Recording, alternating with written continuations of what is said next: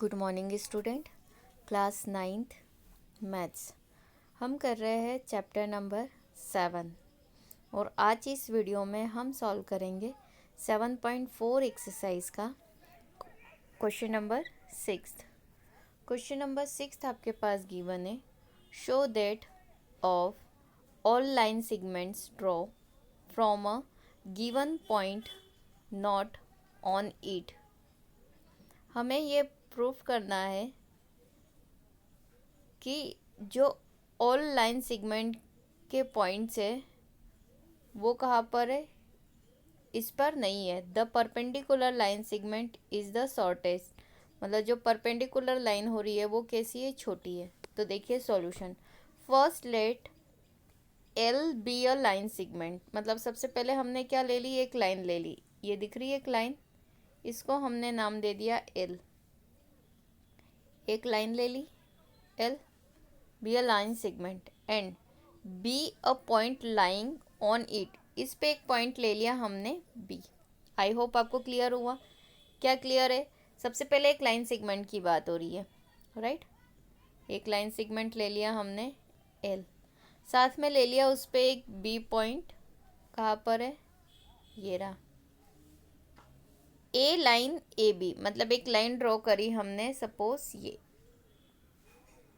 A B, right. A B, A line A B perpendicular to L, मतलब ये clear है कि ये इस पे कैसी है, परपेंडिकुलर, मतलब दिस, राइट। इस तरीके की ड्रॉ करना है। Also C, also let C B any other point on L. L पे एक दूसरा पॉइंट है सी, सपोज यहाँ पर आ गया। कहाँ पर है? इस पे है। The diagram will be as follow, तो इन दोनों पॉइंट को अगर मैं मिला दूँ तो इस तरीके का डायग्राम होगा। तो देखिए यहाँ पे कि इस एल लाइन पर एक पॉइंट ले लिया, सपोज बी। फिर ऐसा ए पॉइंट लेना है कि A B is perpendicular to L. फिर एक और पॉइंट सी है और उस सी को हमने क्या कर दिया, ए से ज्वाइन कर दिया। क्लियर? ये है। अब ये तो क्वेश्चन में यहाँ तक गिवन था और हमने ये ड्रॉ कर लिया। क्लियर? टू प्रूव, क्या प्रूव करना है? डायग्राम को देखते हुए क्लियर है कि एंगल बी क्या है, बड़ा है, राइट। तो इसके सामने वाली साइड भी कैसी होगी, बड़ी होगी। तो हमें ये क्या प्रूफ करना है कि A B is less than A C, मतलब ए बी, ये ए बी क्या है, साइड छोटी है किससे, ये वाले ए सी से। ये प्रूफ करना है।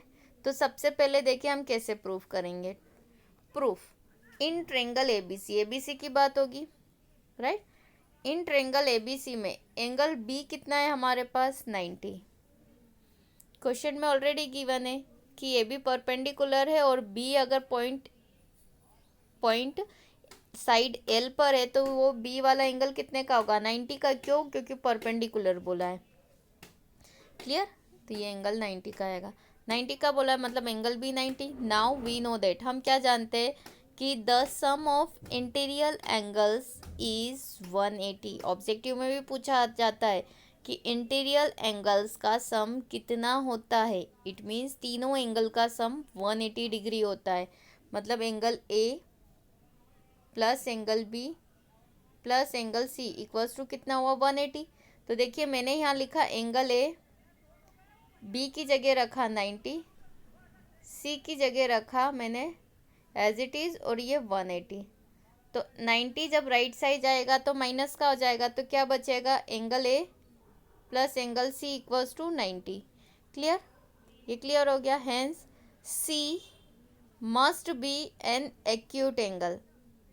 ये क्लियर है कि सी क्या है, जो एंगल है वो कैसा है, acute angle. Acute angle it means 90 से छोटा। अब यहाँ पे क्लियर है कि एंगल बी कितना है, 90 है, और ए और सी मिला के 90 है। इट मीन्स इससे ये क्लियर होता है कि ये वाला एंगल इन दोनों एंगल से कैसा है, बड़ा है। तो इससे भी इन दोनों से बड़ा है मिला के, तो डेफिनेटली इससे भी क्या होगा, बड़ा ही। मतलब एंगल बी किसके बराबर है, ये दोनों एंगल को आप प्लस करोगे उसके बराबर है, राइट। वरना ये अकेला दोनों के बराबर है। तो डेफिनेटली अगर किसी एक की बात करेंगे तो उससे तो ये बड़ा ही होगा। तो यहाँ पे वही बोल रहे कि जो सी है वो कैसा है, एक्यूट एंगल है। एक्यूट क्या होता है, 90 से छोटा। तो डेफिनेटली सी क्या होगा, 90 से छोटा होगा। मतलब which implies angle C is less than angle B, मतलब यहाँ पे ये क्लियर है कि एंगल बी क्या है, बड़ा है। तो अगर एंगल सी के सामने वाली साइड बात करें, एंगल सी के सामने वाली साइड कितनी है, ए बी। तो देखिए सी के लिए मैंने यहाँ क्या रख दिया, A B is less than B के सामने वाली साइड, ये रहा बी के सामने वाली साइड कौन सी है, ये है। इट मीन्स कि ये बी के प्लेस में मैंने क्या रख दिया, ए सी। तो A B is less than A C, हो गया क्लियर। तो हम बोलेंगे as the side opposite to the larger angle is always larger, मतलब जो एंगल बड़ा है उसके सामने वाली साइड भी बड़ी होगी, और जो एंगल छोटा है उसके सामने वाली साइड भी छोटी होगी, राइट। तो हमें क्या प्रूफ करना था, यही प्रूफ करना था कि A B is less than A C, hence proof. Thank you.